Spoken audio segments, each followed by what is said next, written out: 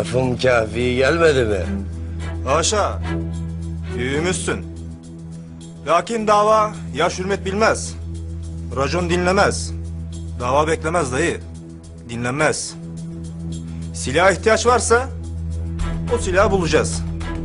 Sarı Kadir dedi ki, Ramiz'e söyle, kardeşlerime bu sefer o silahları versin dedi. Yoksa...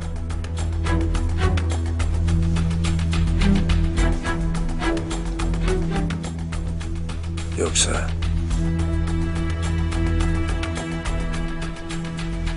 Ne kardeş?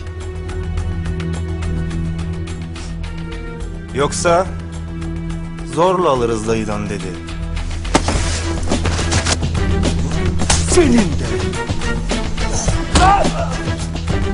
O sarı söyle. De ki senin de. Silahının da.